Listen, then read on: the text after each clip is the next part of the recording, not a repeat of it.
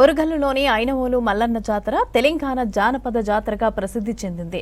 సంక్రాంతితో ప్రారంభమై ఉగాది వరకు సాగే మల్లన్న బ్రహ్మోత్సవాలు మహావైభవంగా జరుగుతాయి.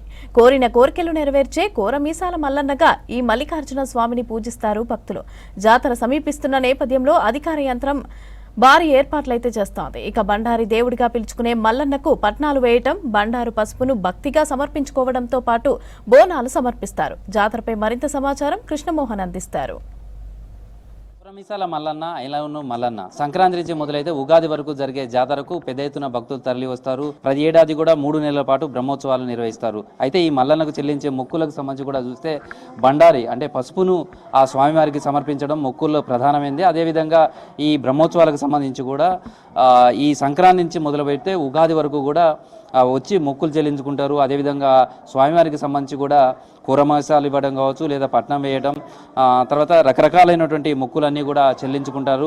గండాలు తీరితే గండ దీపం పెడతామని ఇట్లా వచ్చే భక్తులు స్వామివారికి మొక్కులు చెల్లించుకోవడం, తర్వాత గజ్జెల లాగుతోటి రావడం కావచ్చు, శివసత్తులు కావచ్చు, ఈ విధంగా చాలా రకాల అంటే మల్లన్నకు సంబంధించిన జాతర విశేషాలు ఏంటి? ఐనవోలు గ్రామవాసాయ శర్వాయ శశిమూలయే శ్రీమన్మైలారు దేవాయ శుభదాయాస్తు మంగళం. ప్రముఖ శైవక్షేత్రమైనటువంటి శ్రీ ఐనవోలు మల్లికార్జున స్వామి వారి జాతర బ్రహ్మోత్సవాలు 14, 15, 16 అనగా భోగి, సంక్రాంతి, కనుమ ఈ 3 రోజుల నుండి ఉగాది వరకు ఈ ఉత్సవాలు జరుగుతాయి.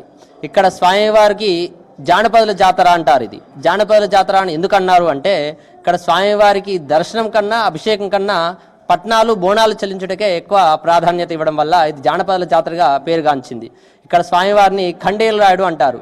మణి మల్లాసురుడు అనే 2 రాక్షసులను సంహరించడానికి శివుడు ఖండేలరాయుడు రూపంలో వెలిసినట్టుగా చారిత్రక ఆధారాలు తెలుస్తుంది. ఇక్కడ స్వామివారు కేతమ్మ, మేడాలమ్మ సమేతంగా ఖండేలరాయుడు ఉంటారు. గొల్లకేతమ్మ, బలజ మేడాలమ్మ, ఖండేలరాయుడు కింద అర్ధ ప్రాణమట్టంతో శివలింగాకారం ఉంటుంది, అనగా సగం ప్రాణమట్టంతో శివలింగం ఉంటుంది. ఇక్కడ స్వామివారికి విశేషం బండారి అనమాట. ఈ బండారి ఎందుకు తేవాలి, ఇక్కడ విభూతి ఎందుకు వాడరు అంటే స్వామివారు మణిమల్లాసురులను సంహరించినప్పుడు నిండుగా పసుపు ధరించి వారిని సంహరించాడు కాబట్టి ఆ పసుపునే ఇక్కడ విభూతితో సమానంగా కొలుస్తారు. అయితే ఈ పట్నాలు వేయటం అనేది చూస్తే పట్నం వేయడం అనేది ఖచ్చితంగా మల్లన్న మొక్కులో చాలా ఉంటుంది. తర్వాత బోనాలు వేయడం, అసలు పట్నం వేయడం అంటే ఏంది, తర్వాత ఈ విధంగా దానికి సంబంధించినటువంటి మొక్కులు ఉంటాయి. తర్వాత పిల్లలు కాకపోతే కూడా స్వామివారిని మొక్కుంటారంటే ఎట్లా ఉంటాయి ఈ మొక్కులని? అయితే మన దగ్గర విశేషం ఏంటంటే పట్నాలు వేయటం. ఈ పట్నం అనేది ఏంటంటే స్వామివారిని దాంట్లోకి ఆవాహన చేసి కళ్యాణం చేయడం అన్నమాట. అంటే పలు రకాల కలర్లు వేసి ఆ చెక్క అనే ఉంటుంది, జానపద అంటే ఒగ్గు పూజార్ల వద్ద చెక్క ఉంటుంది. ఆ చెక్కతో ఒక ముగ్గు వేస్తారు. ఆ ముగ్గు వేసి స్వామివారిని దాంట్లోకి ఆవాహన చేసి కళ్యాణం చేసి ఈ బెల్లాన్నం అంటే ఈ బెల్లంతో చేసిన అన్నాన్ని స్వామివారికి నైవేద్యం పెడతారు. అంటే మాకు మొక్కులు చెల్లించుకోవడానికి మా కోరికలు నెరవేరినాయి కాబట్టి మేము పట్నం వేస్తాం, మా మొక్కులు చెల్లినాయి కాబట్టి మేము గంట దీపం పెడతాం, కూరమీసాలు పెడతామని చెప్పేసి నానా రకాలుగా స్వామివారికి మొక్కులు చెల్లించుకున్న వాళ్ళు ఆ రకాలుగా తీసుకొచ్చి వేస్తుంటారు అనమాట. ఈ జాతరకు సంబంధించి ఆదివారం వస్తే ఎక్కడెక్కడి నుంచో వస్తారు. తర్వాత ఎక్కువ కూడా గొల్ల కుర్మాలకు సంబంధించినటువంటి వాళ్ళు వచ్చి గజ్జెల లాగుతోటి కావచ్చు, లేదా వాళ్ళకి సంబంధించినటువంటి అనేక రకాల ఆచార వ్యవహారాలతో నిర్వహిస్తారు. తర్వాత శివశక్తులు కూడా ఇక్కడ ఉంటాయి. ఎట్లా ఉంటుంది ఈ జాతర టైం అంతా కూడా? స్వామివారు వారిని సట్టేడు వారాలు అంటారు. సట్టి 7 వారాలు అంటే సుబ్రహ్మణ్య షష్ఠి నుంచి వచ్చే 7 వారాల జాతర అంటారు దీన్ని. ఈ సట్టేడు వారాల్లో ఏంటంటే ఇక్కడ గొల్లకేతమ్మ అంటే యాదవ సామాజిక వర్గానికి చెందిన అమ్మాయి కాబట్టి మా అమ్మాయిని వివాహం చేసుకున్నాడు కాబట్టి మా ఇంటి అల్లుడు స్వామివారు కాబట్టి ఆయన కోసం ఆమె కోసం మేము సట్టేడు వారాలు దీక్ష చేసి స్వామివారి దగ్గర పట్నాలు వేసుకొని శివసత్తులు అంటే ఏంటంటే వారు గజ్జల్లాగా వేసుకొని శివుడిగా వాళ్ళే శివులుగా భావించి వాళ్ళు నృత్యం చేస్తారన్నమాట. ఆ పట్టణంలో నృత్యం చేయడం ఉంటుందన్నమాట.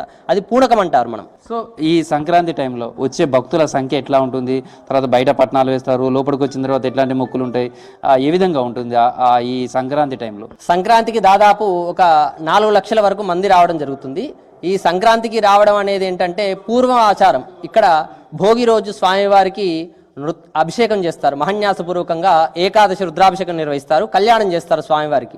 దాన్ని చూడడం కోసం భోగి, కనుమ, సంక్రాంతి ఈ 3 రోజులు కూడా ఇక్కడ పబ్లిక్ ఉంటారు. పట్నాలు వేయడం ఇక్కడ విశేషం కాబట్టి మనకు ముందస్తుగా మేడారం జాతర ఉంది కాబట్టి ఈ తెలంగాణ ప్రాంతంలో ఏ మొక్కుబడులు చెల్లించాలన్నా ఫస్ట్ మల్లన్నకు మొక్కుబడి చెల్లించాలి. మొక్కుబడి చెల్లించిన తర్వాతే వేరే జాతరకు వెళ్ళడం ఆనవాయితీగా వస్తుందన్నమాట. అందుకని మనకు డిసెంబర్ నుంచి కూడా మనకు పబ్లిక్ ఉన్నారు. డిసెంబర్ నుంచి కూడా ఇక్కడ జాతరకు విశేషంగా పబ్లిక్ వస్తున్నారు. సంక్రాంతి తర్వాత మేడారం జాతర ఉంది కాబట్టి జాతర వరకు కూడా మనకు ముందస్తు మొక్కుబడులు ఉంటాయి. సో ఇది ప్రస్తుతం జాతరకు సంబంధించి కూడా భారీ సంఖ్యలో భక్తులు తరలి వస్తున్నారు. ఈసారి మేడారం సమ్మక్క సారలమ్మ మహాజాతర ఉంది. జాతరకు ముందు ఇక్కడికి రావటం అనేది భక్తులకు ముఖ్యంగా సెంటిమెంట్గా భావిస్తారు. సేమ్ టైంలో మల్లన్నకు సంబంధించి కూడా తమ ఇంటి దైవంగా తమ కుటుంబ సభ్యుడిగానే భావిస్తారు కాబట్టి ఆ ఇంట్లో ఏ శుభకార్యం జరగాలన్నా ఏ చిన్న పని మొదలు పెట్టాలన్నా ఫస్ట్ మల్లన్న దగ్గరికి వచ్చి మల్లన్నకు చెప్పుకొని మల్లన్నకు మొక్కులు చెల్లించిన తర్వాతనే మిగతా పనులన్నీ కూడా చేయడం వాళ్ళు సెంటిమెంట్గా భావిస్తారు. అందుకే ఈ జాతర వచ్చిందంటే సంక్రాంతి వచ్చిందంటే మాత్రం ఈ ఐనవోలు గ్రామం అంతా కూడా భక్తులతోటి రద్దీగా మారిపోతుంది. ఈసారి మేడారం జాతర మహాజాతర కూడా ఉండడంతో ముందస్తు మొక్కులు చెల్లించుకునేందుకు కూడా భక్తులు పెద్ద ఎత్తున తరలి వస్తున్నారు. ఈసారి సంక్రాంతికి సంబంధించినటువంటి బ్రహ్మోత్సవాలు ఈ జాతరకు సంబంధించి కూడా భారీగా ఏర్పాట్లు చేశారు. లక్షల మంది భక్తులు వచ్చి స్వామివారికి తమ మొక్కులు చెల్లించుకునేందుకు సిద్ధమవుతున్నారు. వీడియో జర్నలిస్ట్ రాస్తూ కృష్ణమోహన్, V6 న్యూస్, ఐనవోలు నుంచి.